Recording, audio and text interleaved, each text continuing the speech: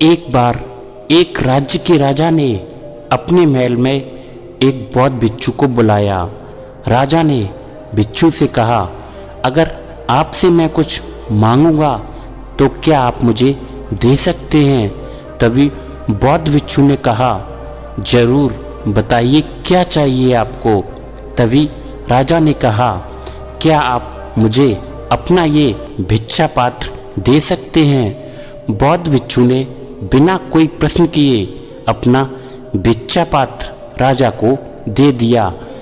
अब सिर्फ तन पर कपड़ों के अलावा सांसारिक वस्तु के नाम पर कुछ भी शेष नहीं रह गया था। राजा ने बदले में बौद्ध भिक्षु को एक बड़ा सा सोने का कटोरा दे दिया, जिसमें चारों तरफ से हीरे लगे हुए थे। बौद्ध भिक्षु ने उस कटोरे को हाथ में लिया और जंगल में बनी अपनी कुटिया की तरफ जाने लगते हैं। वे रास्ते से गुजर ही रहे होते हैं, तभी एक चोर उनके पीछे पड़ जाता है। चोर उस कटोरे को चुराने के मन से बौद्ध भिक्षु का पीछा करने लगता है। बौद्ध भिक्षु ने ये महसूस कर लिया कि एक चोर उनका पीछा कर रहा है।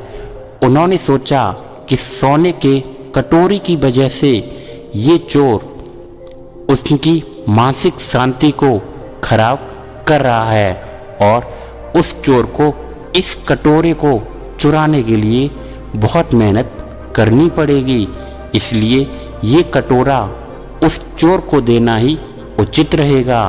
फिर जब वो भिक्षु अपनी कुटिया के पास पहुँचे तो उस सोने के कटोरे को कुटिया के बाहर ही फेंक देते हैं और अपनी कुटिया में चले जाते हैं। चोर एक पेड़ के पीछे छुपकर ये सब देख रहा था।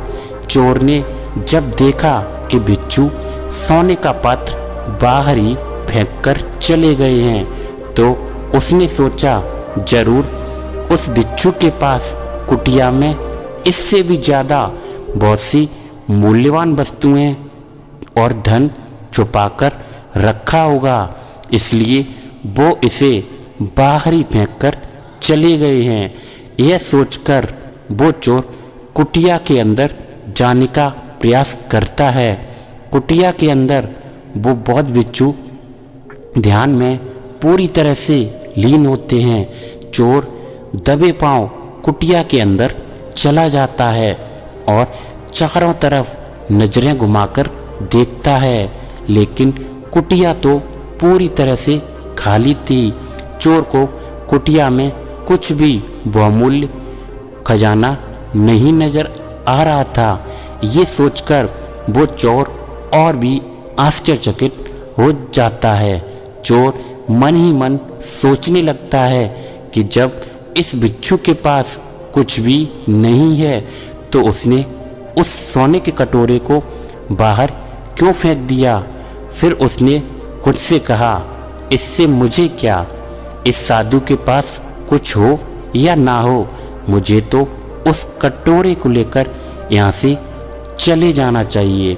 चोर कुटिया के बाहर जाकर उस कटोरे को उठाने लगता है। तभी उसके मन में वही प्रश्न उठता है कि आखिर उस भिक्षु के पास ऐसा क्या है कि उसने इस सोने के कटोरे की परवाह नहीं की। उसके अंदर इस प्रश्न का जवाब जानने की जिज्ञासा बढ़ती ही जा रही थी, इसलिए वो फिर से कुटिया के अंदर जाता है और जाकर बौद्ध भिक्षु के पास बैठकर उनकी आंखें खुलने का इंतज़ार करने लगता है। थोड़ी देर बाद जब बौद्ध भिक्षु अपनी आंखें खोलते हैं तो वो चोर उन्हीं के सामने बैठा हुआ पाया जाता है। भिक्षु उस चोर को देखकर मुस्कुराते हैं और कहते हैं, आ गए तुम। चोर ने कहा, महाराज, मैं आपका बहुत दूर से पीछा कर रहा था। मैं बस ये जानना चाहता हूँ कि आपने उस सोने के कटोरे को कुटिया के बाहर ही क्यों फेंक दिया। आखिर आपके पास ऐसा कौन सा धन है जो उस हीरे से जड़े कीमती सोने के कटोरे से भी ज़्यादा बहुमूल्य है।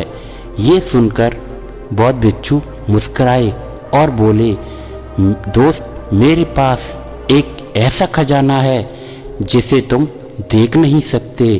चोर ने फिर से जिज्ञासा भरे मन से पूछा, क्या खजाना? ऐसा कौन सा खजाना? मुझे भी बताओ। भिक्षु बोले, मेरे पास ध्यान का खजाना है जिसके सामने दुनिया की सारी दौलत फीकी पड़ जाती है। यह सुनकर वो चोर बौद्ध भिक्षु के पैर पकड़ लेता है और कहता है, महाराज, हो सके तो मुझे माफ़ कर देना। मैं एक लुटेरा हूँ और मैं यहाँ आपको लूटने के उद्देश्य से ही आया था, लेकिन आप तो एक संत आदमी निकले। आपने मुझे इस दुनिया की कोई धन दौलत नहीं चाहिए। क्या आप मुझे अपने ध्यान के खजाने से एक छोटा सा हिस्सा दे सकते हैं ताकि मैं भी आपकी तरह शांति को प्राप्त हो सकूं? तभी बौद्ध भिक्षु बोलते हैं, हाँ, क्यों नहीं। अगर तुम चाहो तो मेरी तरह तुम भी ध्यान के माध्यम से सुकून, संतुष्टि और शांति रूपी खजाने को प्राप्त कर सकते हो। इसके लिए तुम्हें ध्यान लगाना सीखना होगा और ध्यान में बहुत ताकत होती है। यह ऊर्जा को स्थानांतरित कर मन को स्थिर करता है, बेवजह के विचारों को खत्म करके लालसा को समाप्त करता है, और जब लालसा नहीं रहती है तो मन बेवजह के विचारों से हट जाता है और परम शांति को प्राप्त हो जाता है। अद्भुत सुकून का एहसास होता है और जीवन का आनंद लेता है। ध्यान करने के लिए तुम्हें एक शांत, सुरक्षित और आरामदायक स्थान का चुनाव करना होगा। फिर वहाँ पर जमीन पर चटाई बिछाकर उस पर चौकड़ी मारकर बैठ जाना। तुम्हें अपनी रीढ़ की हड्डी सीधी रखनी है और आंखें बंद करनी है और गहरी सांस लेनी है। तुम्हें अपनी दोनों हथेली अपने घुटनों के ऊपर इस तरह रखनी है। इसे ही ध्यान मुद्रा कहते हैं। तुम्हें अपना ध्यान अपनी सांसों की तरह केंद्रित करना है। तुम्हारी सांसें जितना ज़्यादा छोटी और गहरी होती जाएंगी, तुम उतना ही ज़्यादा ध्यान के सागर में डूबते जाओगे। तुम्हें अपनी हर एक आने जाने वाली सांस पर ध्यान केंद्रित करना है। अगर तुम्हारे मन में बार बार विचार आ रहे हैं तो इसका मतलब तुम सांसों की तरह ध्यान केंद्रित नहीं कर पा रहे हो। धीरे धीरे तुम्हारे मन से विचार समाप्त होते चले जाएंगे। मन बहुत हल्का महसूस होगा। यह ध्यान का वह स्तर होगा जब तुम्हें परम शांति और आनंद की अनुभूति होने लगती है। ये एक दो दिन में नहीं होगा, इसका प्रयास तुम्हें रोज करना होगा। चोर ने अब चोरी डाका करना छोड़ दिया था और नियमित रूप से ध्यान लगाना शुरू कर दिया था। कुछ ही दिनों में चोर को स्वयं में बहुत परिवर्तन नजर आने लगे।